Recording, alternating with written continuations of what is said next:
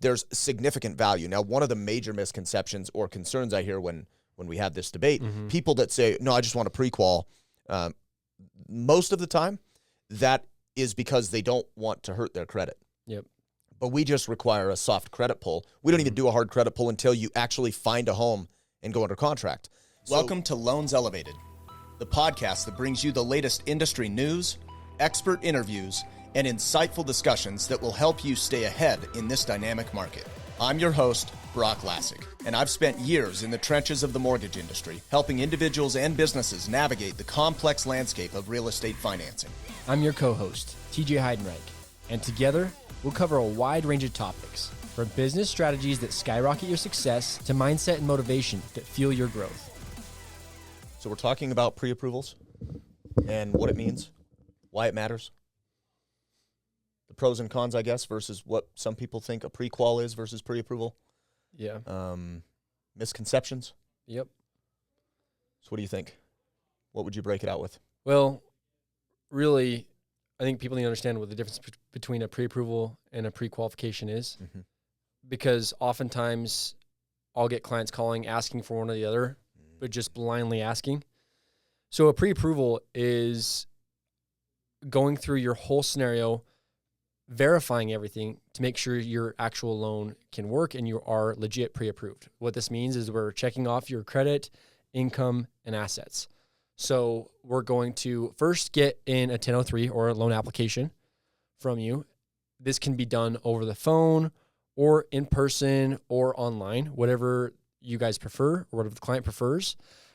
Typically, we like to do over the phone just because it's the quickest, or an online. And the reason why I like online is the application is a smart application based off the information that the client puts into the application. It's going to ask for specific documents. So that way they can get it all done in one swoop. And then they're just playing a waiting game for the team to get back to them on next steps. But included in the application, what we see most of the time of what they're going to need to upload in documents is going to be pay stubs, usually 2 pay stubs, or a year-end pay stub as well, if they've got some sort of commission-based income or variable income, something like some sort of that. Then 60 days bank statements, usually from the account that which the cash to close is coming from, unless, of course, we need reserves. And on our technology, by the way, this is one value, which actually works the same way, whether it's a phone application or online. You can actually connect your bank accounts and enable it to upload electronically automatically, so you don't have to go track down the documents. Yeah. And then what, a W-2? Yeah. And it's not like we have, sometimes clients get concerned about that. I don't know if you get texts when they're filling the application. It's like, I don't want to give you my bank account information. We don't get access to your actual bank. We just get to see the balances. That way. And the history, what we need for underwriting. It's almost like, we can see the snapshot. Yeah. And lots of places use this. Anywhere you connect your bank account, like through your financial institutions, like automatic bill pay, or even Zelle or Mint or something like that. It's the same technology. So it's all secured. We have no access to it, but it does simplify the process. To reiterate, pre-approval basically is a more robust, detailed review of your file to make sure that what we say you qualify for, you can certainly qualify for, and we understand what program is going to work, and there's certainty to it. It also allows us to be, with that certainty, allows us to move forward quicker on getting you to closing once you go under contract. So there's significant value. Now, one of the major misconceptions or concerns I hear when we have this debate, people that say, no, I just want a pre-qual, most of the time, that is because they don't want to hurt their credit. Yep. But we just require a soft credit pull. We don't even do a hard credit pull until you actually find a home and go under contract. So the soft pull you won't even know happened, but it enables us to get a full-blown pre-approval completed and enables us to put our brains to the test of, like, how can we get as strategic as possible to get you in the best possible loan program? So as early as possible up front, we're turning over all of the stones and coming up with a strategy that is going to be most beneficial for you, and you learn more information about the options and the different variables that can impact your loan, and frankly will probably impact the decisions you make on the home you want to buy, how much you are willing to offer, how much you want to put down. Like, the pre-approval can have such a positive impact on your decision-making process. Yeah, and backpedaling a little bit, not every lender can do a soft pull for a pre-approval. So that's just specifically for our team and our branch. And some can do a soft pull, but it's not a true tri-merge soft pull like ours is. Maybe they're only pulling from one bureau, which doesn't give you all the information you need for a legit pre-approval. And can actually be dangerous because if you only see one bureau and the score is 720, but then the other two are 680 and 670, well, we're going to go after the 680 score. Yeah, and your whole program just changed. Like, all the qualifications change. You may even be disqualified at that point. Yeah. And ours allows you to, which may not make perfect sense, but ours allows you to run the automated underwriting system as well, which is a critical component to 80 or 90% of the loans that we do are automated underwriting driven. And our soft pull enables us to do that, which, like you were saying, many lenders' soft pulls don't allow that to happen. Yeah. A pre-qual is more, I can do a pre-qual in a matter of 5 minutes. I'm going to hop on the phone with the client. I'm going to ask them what they make annually, what they guesstimate their credit score is, what other debts they have, and then what the purchase price they're looking for is and what down payment is. And I can calculate that in my head and spit out a pre-qualification. And that's more like, I think these numbers check out. Sounds good. The I think story you should makes be sense. okay. Yep. But I think you should be okay seems like a pretty unreasonable approach to a multi-$100,000 or multi-million-dollar transaction. It just seems unreasonable to not invest. I mean, our pre-approval process for the clients takes less than 60 minutes total time of the client's effort, including the consultation to develop a strategy, a full soundproof strategy on exactly how to go structure your offer and go under contract. So from getting the application, uploading the documents, having the consultation, having a full-blown roadmap on exactly how to do the transaction takes less than 60 minutes of a client's time to accomplish. Yeah. It's not that big of an investment. And lots of people get freaked out about it. Really And there's no fee, there's no obligation, no hard credit pull. Yeah. Well, and the thing is, too, we'd want to have all of your documents in before we have a consultation. Some people are like, okay, I did the application. When can we have the consultation? And it's not that we don't want to have the consultation with you. It's I want to have all the information in front of me so that way I can see what I have at my disposal to come up with the best plan for you. Because if there's parts that I don't know exist or are missing, we're blindly shooting in the dark to see what's going to work. Or as consultants. So TJ and I serve as consultants, and we have team members that are pre-approval specialists. Their only job is to go through the application, get the pre-approval done as quickly as humanly possible. Our job is to then go investigate this information, read between the lines, and come up with a good strategy, because what we're good at is understanding options and nuances and different things that can help you strategize financially better. And the reason we need the documents and an understanding of your full profile is there's little things that can make a significant impact on what we recommend you doing. Yeah, and that's why we have 3 consultants with you, myself, and Ryan, because we want this to be a quick process. If you can get in the application and get the documents to us, we can get on the phone with you guys same day. Yeah. It's not going to be like you're going to be waiting days or weeks on end for this, which I've had that experience working with credit unions in the past where I've submitted information and not heard from them for weeks on end. Until you call them and say, hey, is there an update? What's going on? Oh, yeah, hey, let me pull up your loan application. No, we're going to be proactive and get you that pre-approval letter the exact same day. Yeah. Generally speaking, we have, within 2 hours, we have a pre-approval issued to you, or the ability to issue a pre-approval. Yeah, that's the key term, is the ability. Within 2 hours of you submitting the loan application. Yeah. And then, like TJ's saying, within the same day, generally, we have a full consultation completed so that you're getting professional, high-quality, in-depth advice and strategy and service in a very short amount of time. And it just gives you more certainty, gives us more certainty, you the ability to negotiate heavier with, quick closings or whatever. Like this month, we had 2 deals that we closed in 8 days. Yeah. We wouldn't have been able to do that if the people weren't approved with us first, because there's so many different variables that we have to figure out. It could burn 1 or 2 days just to get everything submitted possibly. So in that consultation, what are we going over? Yeah, real quick, I just wanted to plant one small seed. So I want to give you how the pre-qualification letter versus pre-approval letter works. So both documents will have the basic information. What's the date that the pre-approval happened or pre-qual happened? Who is the borrower? What's the property address? What's the purchase price? What's the loan program? But the contingencies are the issue. So you look at a pre-qualification letter and put yourself in the shoes of a property seller or a property seller's realtor reading these two different letters and figure which one would you have more certainty on? Because oftentimes you're competing against more than one offer. So it's like, what would you feel more comfortable with if you were the seller submitting or reviewing offers? So the pre-qual says, this pre-qualification is conditional upon, 1, full verification of credit, income, employment, and assets. In other words, we have nothing documented. Number 2, an acceptable commitment of title insurance, acceptable appraisal, and an acceptable real estate purchase contract. Those last 3 are the things that you need on anything. The caveated full verification of credit, income, employment, and assets basically is saying we haven't have seen anything. Nothing. So we think they might be pre-qualified based on the information they told us, but that's about as far as it goes. And then we go on to say, this is just the legal language that's required. Please note that this pre-qualification is subject to final review by an underwriter. Any adverse changes of credit, debt, income, employment, and so forth may render the pre-qualification null and void. This letter is not a guarantee or assurance of a mortgage loan. So it's like there's practically no assurances. We've done nothing. It's a piece of paper that says somebody might be pre-qualified for a loan amount based on what they said. Whereas the alternative is our pre-approval letter. It's like the Tommy Boy thing. It's like you can crap in a box and stamp it guaranteed, but all it gives you is a guaranteed piece of crap. That's what the pre-qual is. Exactly.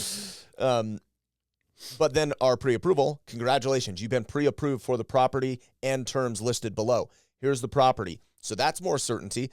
Here's the purchase price, loan amount, loan to value, loan type. Here's the date. What information has been verified? Check the boxes: income, assets, credit, AUS, which is automated underwriting system. All of that information has been verified.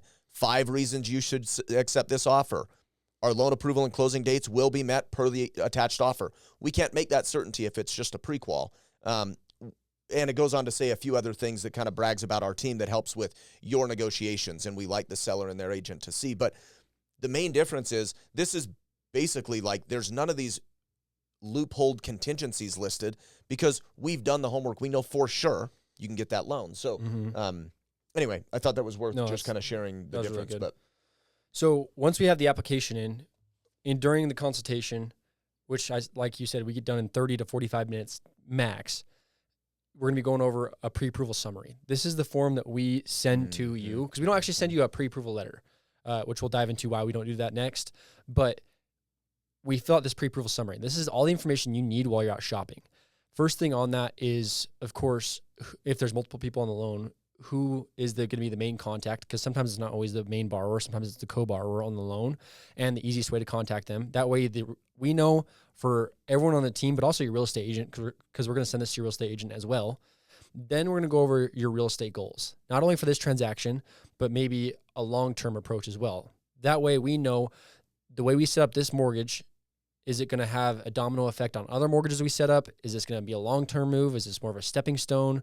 So on and so forth. After that, we're going to dive into what the most important thing for you is in this transaction.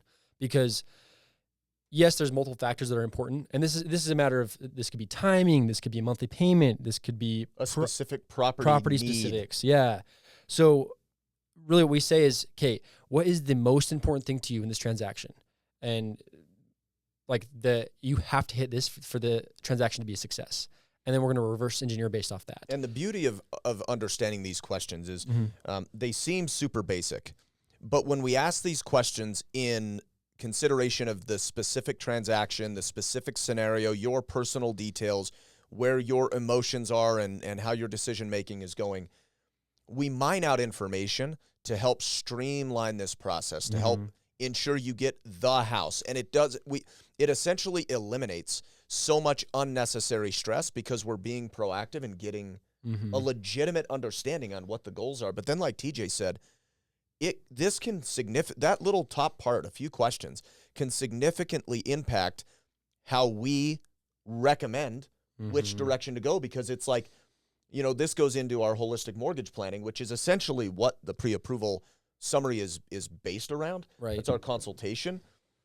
But when we hear certain things, we can provide different insights on like, hey, I know that you're selling your current home and you intend to put all the money down. However, based on what you said your goals were, like I had a client, in fact, there's an ebook that's coming out on holistic mortgage planning soon, so stay tuned for that. But I had a client, she's like, I'm going to keep my current house and rent it, and I want to buy a new house after that, but I have limited cash out of pocket, and so I'm going to rent this thing out. It should break even on the mortgage. I want to put like 5% down on a new property, but I'm concerned about payments because rates are higher and house prices are high. We go through this initial part of the pre-approval summary questions, and I mine out a little bit of information. Information number one is her property is a single-family home that because of the area and the nuanced details of her property, it's only renting for about the same price as a townhome could rent for. But she has $400,000 in equity tied up in this house that she's going to convert into a rental. And in her mind, she just thought that was the best thing to do. But then what I also discovered was one of her main financial goals, which we get into this stuff as through the conversation. One of her main financial goals was to get a college fund for her daughter set up and then also buy a new property. So she wanted rental income for retirement, wanted her daughter to go to college, and she wanted to start that fund, and she wanted to buy a new primary home that was more suitable for their family. Well, I was able to kind of flip the whole idea on its head and say, well, let's just think about selling that property that you're moving out of instead of renting it out.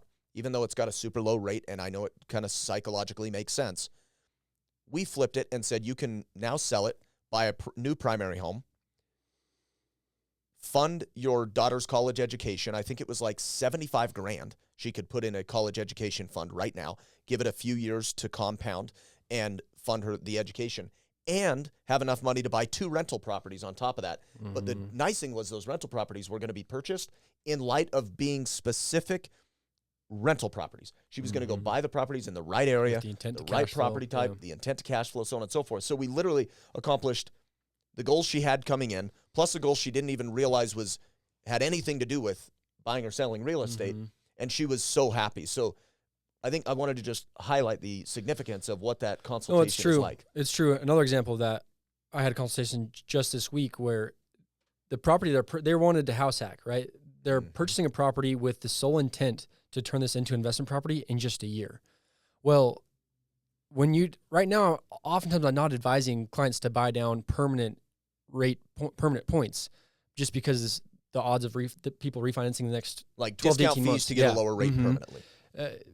Very likely they're going to refinance. But in this circumstance, knowing that odds are they're going to turn this into investment property, I advise them if they've got seller concessions to maybe utilize that towards a permanent buy down. Because if they were to refinance this later on, they'd have to refinance it as an investment property, which is not going to be primary terms, which is going to be a 0.5 point to a full point higher than what terms are on a primary residence. So it could totally eliminate the possibility of refinancing. Exactly. And had you not asked these basic questions and gained an understanding of what their objectives and goals were, which virtually no lenders do, by the way, we call it McDonald's mortgage. Well, I want to do this, and I got seller concessions. I want to do this, and the client just basically tells you what to do, and they push the paper around to make it happen. We take a more serious approach to it for this specific reason, because if you don't, it could cost them thousands. 100%. Yeah. Tens of thousands. If they couldn't refi and save money in the future, it could cost so much money. Yeah. So, yeah, it's good. Yep. So then after that, we're going to go over their preferred numbers, like where they want to be. Usually this aligns with their monthly payment goals. And we'll add that into the pre-approval summary. And then below that, we've got a formula. If they want to increase that or decrease it, their purchase price, what their monthly payment will be based on that purchase price. That way you're empowered as you're out shopping. Your realtor's empowered as you're out shopping on the fly. It's like, well, we ran numbers on a $500,000 house, but this one's $525,000. So how's that going to impact our payment? Everyone's going to ask that question. We give you the tools to just understand that quickly so you can make decisions quickly and not be at the mercy of us getting you the information when you need it, which is nice. So we just try to empower on that. But I don't have it in front of me, so I'm just going off memory. But I think next is loan program, correct? So we have purchase price, monthly payment, cash investment. So that's the expectations that you just talked about. And then we have mortgage metrics. So the mortgage metrics are like, what is the occupancy? In other words, is this going to be a primary home, an investment property, second home? That's important to mine out because sometimes it goes undiscussed, and then you go under contract and you're like, wait a minute, no, I'm not. This is actually going to be a second home. That totally changes the entire plan. Oh, yeah. So we make sure that information is dialed in. Loan program, like TJ said, current debt to income ratios, so that you and the realtor understand where the limitations are. And then we dial in a max approval amount so that you know how much you can flex. But then down below, we have additional total cash available and additional notes. So we basically culminate all this data, and we'll give a quick summary of additional notes. Like, if you did X, Y, or Z, we could increase the budget to here. But for now, we structured it this way. And, if needed, you could pull money from your retirement account to help fund if you wanted to flex into the property with an ADU. Or if you buy a property with an ADU, we can throw in the rental income and qualify you for this much more. Yeah. So we give just a lot of just additional data that there's no really boxes that would serve for that purpose. Exactly. And the bottom section, I think, is the most important if you're a real estate agent, just because it helps you write the offer based on what we've discussed with the clients. First section is seller concessions, what we've discussed with the clients. Often, I'd say 80% of our transactions right now have some sort of seller concessions. Or seller paid closing costs, in other words. Yep. So we'll disclose what we talked about with the client, whether it was a 2-1 buy down, a 3-2-1 buy down, any sort of temporary rate buy down, permanent rate buy downs, or if it was maybe just using concessions towards lowering their cash to close, kind of like our game plan, what we discussed with the clients there. And to TJ's point, sometimes that person buying an investment property, we want as much as we can get in permanent buy down points so that we can get that rate down, because we know it's going to be an investment property forever. So hopefully they only have to do one loan. Yeah. We're saving them money on future costs into the future. But then contract timelines. Yeah. So then we got contract timelines. This is going to be both for financing, appraisal, and settlement. If it's a clean loan, we've got all the documents up front. I'm going to put a finance and appraisal deadline of 10 days.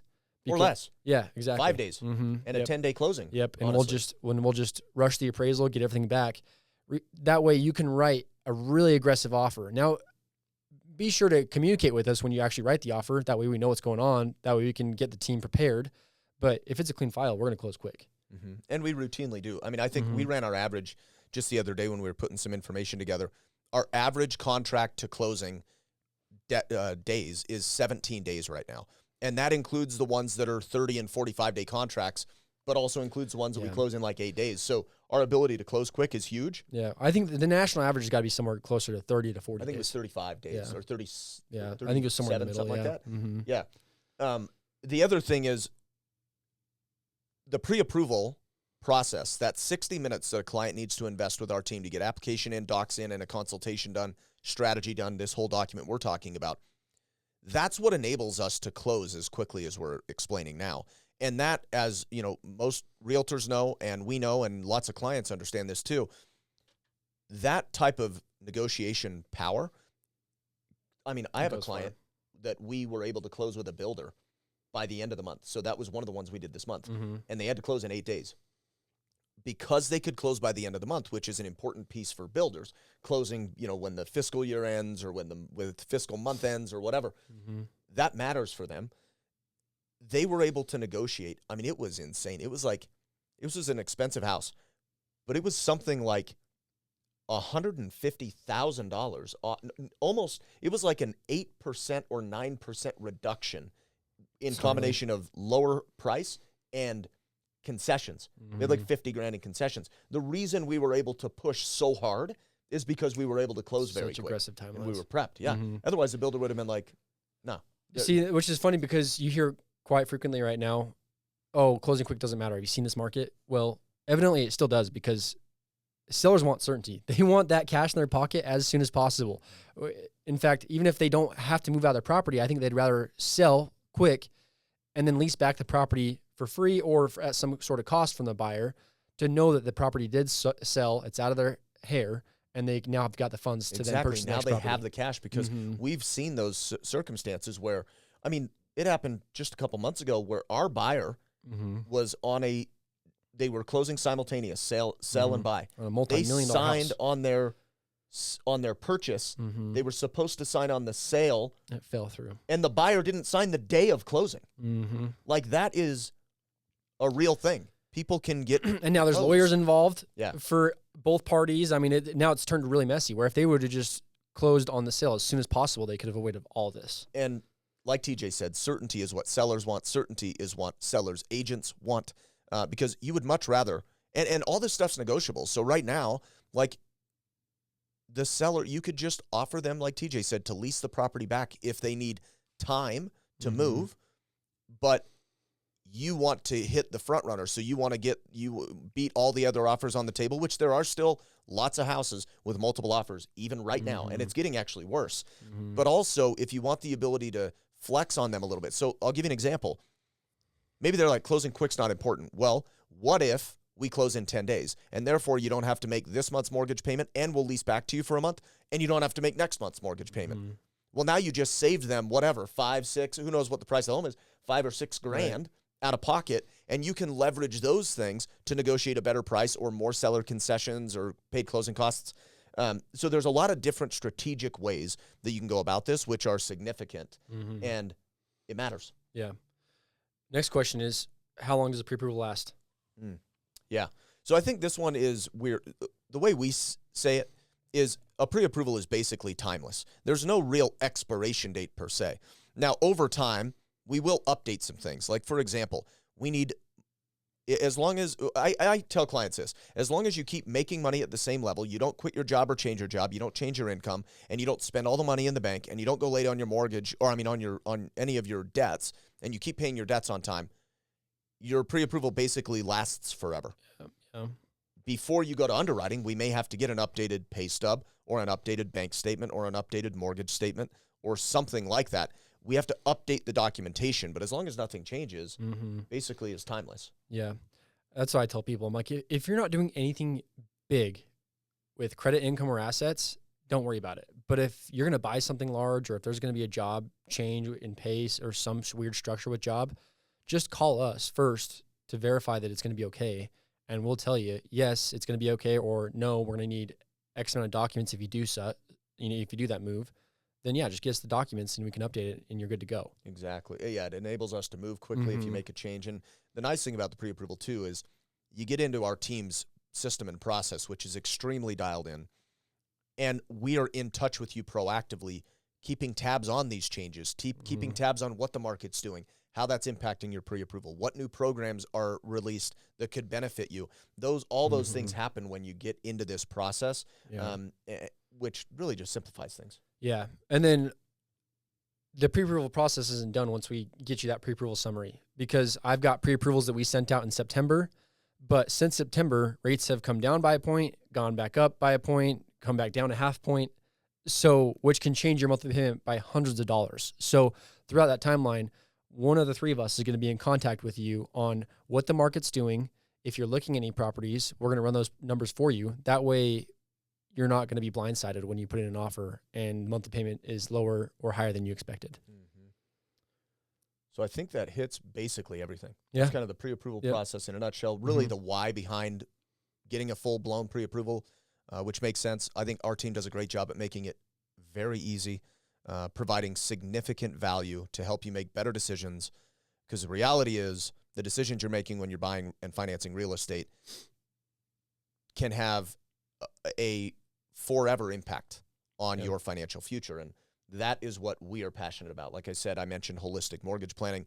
We are passionate about helping our clients capitalize to the best extent possible through their investment in real estate, whether it's a new primary home or not. We're strategic and come up with good plans, and we make it very easy, provide great service. So we'd love the opportunity to help you. Thank you for tuning in. For more industry insights, follow us on all platforms at Loans Elevated. And to get in touch with our team, call or text 801-713-4000 or visit loanselevated.com.